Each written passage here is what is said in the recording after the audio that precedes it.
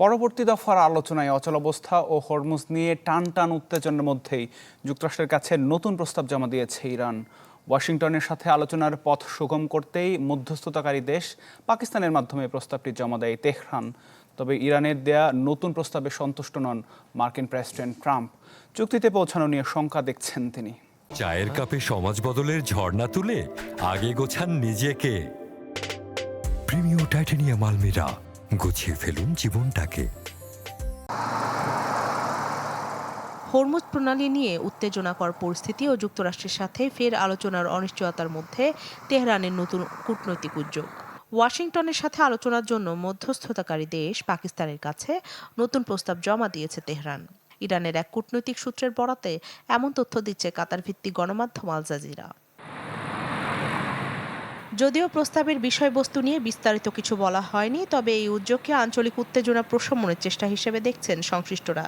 এদিকে তেহরানের নতুন প্রস্তাবে সন্তুষ্ট নন জানিয়েছেন মার্কিন প্রেসিডেন্ট ডোনাল্ড ট্রাম্প। আরও বলেন, এই প্রস্তাবের ভিত্তিতে যুদ্ধ বন্ধে যুক্তরাষ্ট্র কোনো চুক্তিতে পৌঁছাবে কিনা তাতে সংশয় আছে।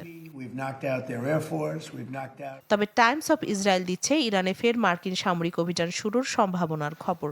খুব শিগগিরই এ বিষয়ে চূড়ান্ত সিদ্ধান্ত হতে পারে। বিষয়টি মাথায় রেখেই সম্ভাব্য নতুন সংঘাতের প্রস্তুতি জোরদার করছে ইসরায়েল। এদিকে মার্কিন গণমাধ্যম এক্সিওসের প্রতিবেদন বলছে, ইরানে অল্প সময়ের কিন্তু শক্তিশালী হামলার পরিকল্পনা করছে যুক্তরাষ্ট্রের সেন্ট্রাল কমান্ড। এবারের হামলার লক্ষ্য তেহরানকে চাপে ফেলে আলোচনার অচলাবস্থা ভাঙা।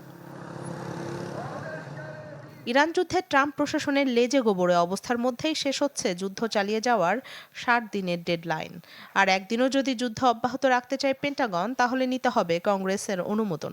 তবে ইরানে সামরিক পদক্ষেপ নেওয়ার ক্ষেত্রে ওয়ার পাওয়ার্স রেজুলেশন অনুযায়ী কংগ্রেসের অনুমোদন নাও চাইতে পারেন, জানিয়েছেন ট্রাম্প। যুদ্ধবিরতির মাঝেই লেবাননে অব্যাহত আছে ইসরায়েলি হামলা। দক্ষিণ লেবাননের নাবাতিয়াহ এলাকায় আগ্রাসনে সাদা ফসফরাস ব্যবহার করছে ইসরায়েল। এই রাসায়নিক পদার্থ কামানের গোলা ও রকেট বোমায় ব্যবহারের ফলে আগুন খুব অল্প সময়ে ছড়িয়ে যায়, যাতে ক্ষয়ক্ষতিও হয় বেশি। লেবাননে জায়নবাদীদের হামলায় নতুন করে শিশুসহ প্রাণ গেছে অন্তত 17 জনের। এদিকে ইসরায়েলি হামলায় নিহত বাংলাদেশি নারী দীপালির মরদেহ দেশে পৌঁছাবে 7 মে।